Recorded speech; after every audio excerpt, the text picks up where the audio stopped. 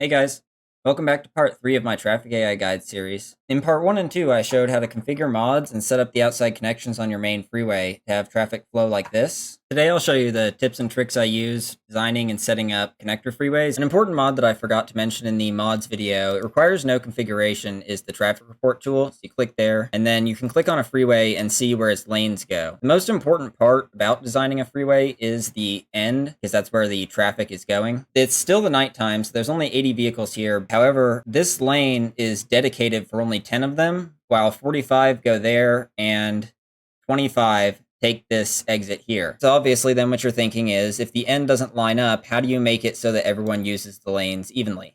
Well, one good way to do it is to add a bend or custom node with the node controller. Vehicles changing lanes here don't see this as a lane change, so they'll do it freely. Actually here, I did not even connect the lane connectors here. I just left it open so they can do what they'd like. That one's a middle again.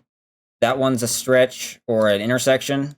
Got another intersection, and even one more. So I don't allow everyone to change lanes at all of these spots. You'll figure out as time goes on which ones you need to add and where to change lanes. And as you change these lane connectors on your highway, what you're looking for is having an even distribution of cars all the way back even to the beginning. I do find that it works out okay to allow some lane changing to happen at the end of a connector freeway because they're never too congested in the game. It is important to note that if you haven't watched part 1 of this series where I set up mods, you will need the dynamic lane selection and advanced vehicle AI for traffic to really take advantage of this, because what it allows is it allows this node essentially to not be seen as a lane change at all. So just like that car, they even changed their mind, which is something that I don't think it can do without that mod. Basically, it allows them to make their lane change there, and they'll consider which lane to get in based off how busy each one is before this point. If you look at this freeway as a whole, currently it's the morning, so there are more people coming into the city than out. It's not too long. It goes from here, where it ends in an interchange, over to here, where it ends into a road. This is the first map that I've ever ended my freeways into roads. It seems to work pretty well, actually. You can see the lanes are distributed quite well coming into here, and even at the traffic light. And I did the same thing right here at this bridge's end, allowing lane changes as I did on the other side. As traffic builds up, people will choose the lanes that are less populated. The other connector freeway in my city also ends into a road, but actually it ends completely. It merges in with the Pacific Coast Highway. It doesn't become its own road. And I do find that I have difficulty with people coming in here in this left lane because of how popular this left turn is. The traffic flow on this highway is still actually pretty even because I allow free lane changes here, just like I did on the other side. And even with this lane coming in and the shift there, the traffic still flows pretty evenly. I do the same thing with lane changes at the end of the baseline freeway here. Another very important consideration to make when designing your connector freeways is how many lanes of your main freeway will branch off and become a part of the connector freeway. Also, if the interchange with your connector freeway is close to another exit, especially a busier exit,